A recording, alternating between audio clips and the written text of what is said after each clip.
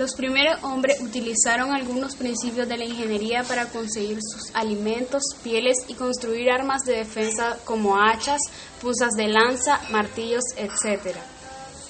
Pero el desarrollo de la ingeniería como tal comenzó en la Revolución Agrícola, año 800 a.C., cuando los hombres dejaron de ser nómadas y vivieron. Los primeros ingenieros fueron arquitectos que construyeron muros para proteger las ciudades y construyeron los primeros edificios, para lo cual utilizaron algunas áreas de ingeniería. En los últimos 3 siglos de ciencia y la ingeniería ha avanzado a grandes pasos. Los campos más importantes aparecieron como la ingeniería militar, civil, mecánica, química e industrias. La primera disciplina ingeniera fue la militar, que se desarrolló por una necesidad básica de sobrevivencia. Ingeniería egipcia.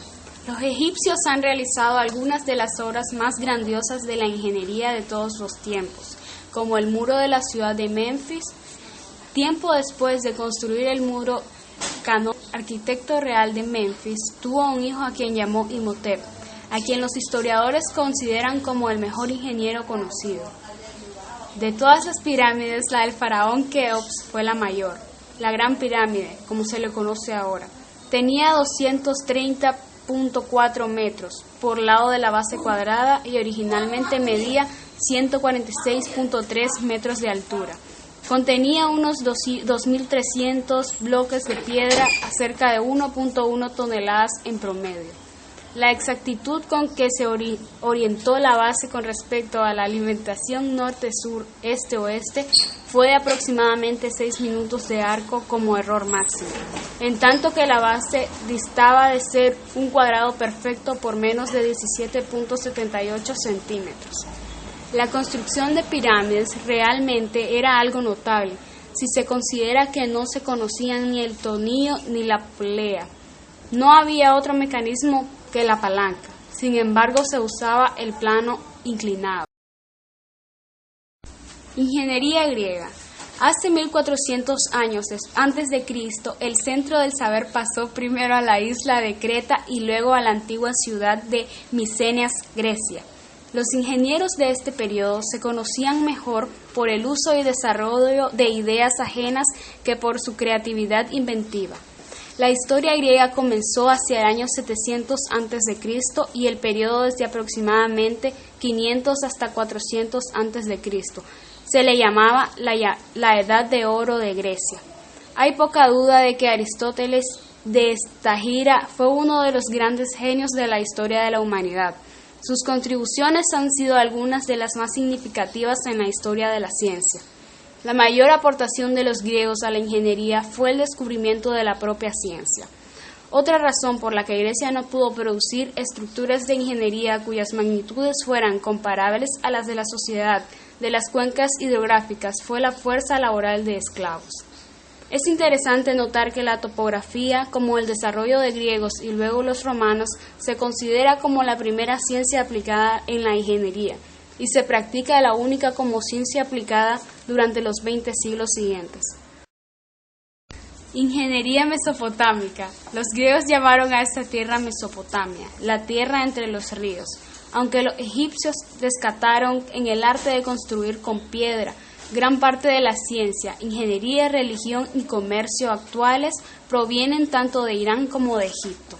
Cuando los habitantes de Mesopotamia aprendieron a irrigar sus tierras y amurallar sus ciudades, volvieron su atención a la construcción de templos. En Mesopotamia se inició la tradición de que un político inaugure la construcción de un edificio público con una piedra de tierra. Los asirios fueron los primeros en emplear armas de hierro. Los asirios también inventaron la torre de asalto, que se convirtió en una pieza estándar de equilibrio militar durante los 2000 años siguientes, hasta que la invención del cañón la hizo obsoleta. Ingeniería romana. Los ingenieros romanos tenían más en común con sus colegas en las antiguas sociedades de las cuencas hidrográficas de Egipto que con los ingenieros griegos, sus predecesores. Los romanos utilizaron principios simples en el trabajo de los esclavos y tiempo para producir extensas mejoras prácticas para el beneficio del Imperio Romano. La ingeniería romana era civil, especialmente en el diseño y construcción de obras permanentes tales como acueductos, carreteras, puentes y edificios públicos. Los ingenieros romanos aportaron mejoras significativas en la construcción de carreteras, principalmente por dos razones. Una, que se creía que la comunicación era esencial para conservar un imperio en expansión, y la otra, porque se creía que una carretera bien construida duraría mucho tiempo con un mínimo de mantenimiento. Hacia 100 años antes de Cristo, uno de los mejores autores técnicos de todos los tiempos, Herón de Alejandría, produjo manuscritos de ingeniería intitulados Mecánica, Neumática, Arte de Asedio, Fabricación y de Autómatas.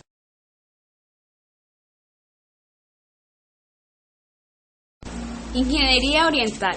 Después de la caída del Imperio Romano, el desarrollo ingenieril se trasladó a India y China. Una de las más grandes realizaciones de todos los tiempos fue la Gran Muralla China. La distancia de un extremo al otro del muro es de aproximadamente 2.240 kilómetros. Sin embargo, hay más de 4.080 kilómetros de muro en total. Casi toda la muralla tiene aproximadamente 10 metros de altura, 8 metros de espesor en la base y se reduce hasta aproximadamente 5 metros en la parte superior. A lo largo de esta parte corre un camino pavimentado. La muralla tiene 25.000 torres en su parte principal y otras 15.000 torres separadas de la muralla principal. Los chinos fueron los primeros constructores de puentes, en características únicas. Lograron uno de los inventos más importantes de todos los tiempos, el papel. Se cree que los chinos inventaron la pólvora. Los chinos desarrollaron máquinas de engraje desde fechas muy antiguas. Otro descubrimiento muy importante de los chinos fue la brújula, que rápidamente se extendió para ser de uso común alrededor del 1200 después de Cristo. Ingeniería europea. Durante este periodo no existieron las profesiones de ingeniero o arquitecto, de manera que estas actividades quedaron en manos de los artesanos, tales como los albañiles maestros. El Renacimiento, que literalmente significa volver a nacer, comenzó en Italia durante el siglo XV. Uno de los límites obvios del desarrollo de la ingeniería ha sido la facilidad con que se podían comunicar y comparar los pensamientos. La invención de los años en 1286 y el incremento considerable en las obras impresas en Europa en el siglo XV fueron dos acontecimientos trascendentales en la expansión del pensamiento ingenieril. Filippo Brunelleschi fue un ingeniero bien conocido de principios en 1400 y como la mayoría de los ingenieros bien conocidos del Renacimiento era ingeniero militar y civil, al igual que arquitecto y artista. Leonardo da Vinci fue uno de los grandes genios de todos los tiempos. Anticipó muchos adelantos del futuro, por nombrar algunos: la máquina del vapor, la ametralladora, cámara oscura, el submarino y el helicóptero. Pero es probable que tuviera poca influencia en el pensamiento de la ingeniería de su tiempo. Era un investigador impulsivo y jamás resumía su investigación para beneficios de otros a través de la publicación. Primera generación de computadoras. Abarca desde el año 1938 hasta el año 1958, época en la que la tecnología electrónica era a base de bulbos o tubos de vacío, y la comunicación era en términos de nivel más bajo que puede existir, que se conoce como lenguaje de máquina.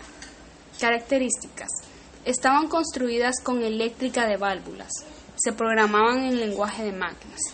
El programa es un conjunto de instrucciones para que la máquina efectúe alguna tarea y el lenguaje más simple en el que se puede especificar un programa que se llama lenguaje de máquina, porque el programa debe escribirse mediante algún conjunto de códigos binarios.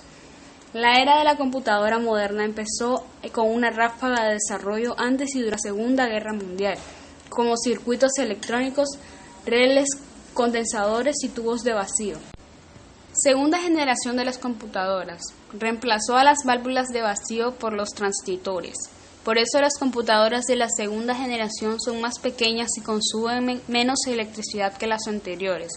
La forma de la comunicación con esas nuevas computadoras es mediante lenguajes más avanzados que el lenguaje de máquina y que reciben el nombre de lenguaje de alto nivel o lenguajes de programación. Las características más relevantes de las computadoras de la segunda generación son: estaban construidas con la electrónica de transistores, se programaban como lenguajes de alto nivel.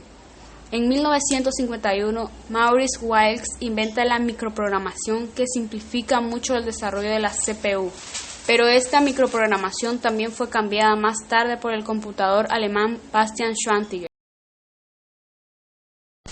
Tercera generación. A mediados de los años 60 se produjo la invención del circuito integrado o microchip por parte de Jack St., Claire Kilby y Robert Noyce.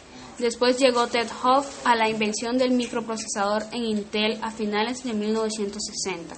Investigadores como George Gamow notaron que las secuencias de nucleótidos en el ADN formaban un código, otra forma de codificar o programar.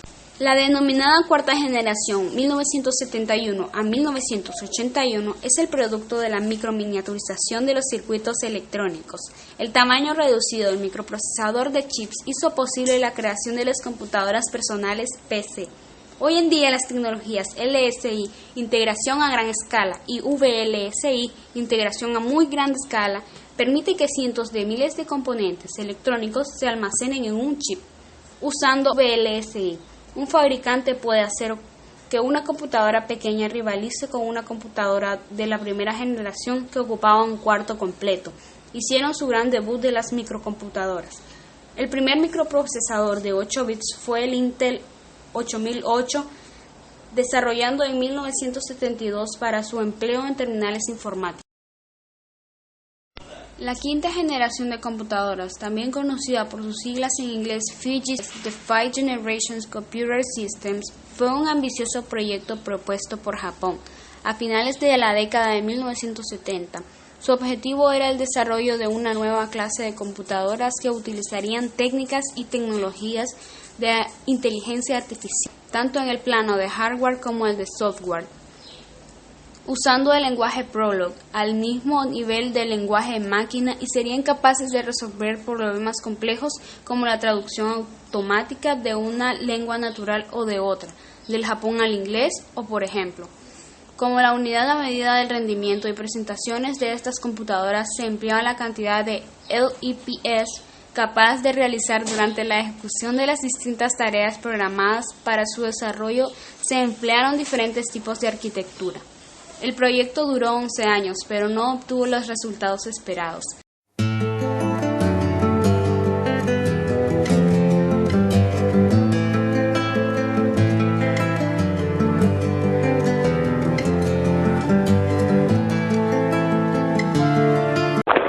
Trabajar en equipo nos facilitó el trabajo, nos hizo pensar e intercambiar ideas. Además aprendí cosas nuevas. Esta es la primera vez que hago un trabajo así en lo personal. Hacer este trabajo en equipo fue una gran experiencia que nos permitió facilitar todo el trabajo que costaría hacer un video para una persona individual. Esto permitió que aprendiéramos y diferenciáramos nuestros conocimientos en la rama de la historia de la ingeniería y en las generaciones de computadores.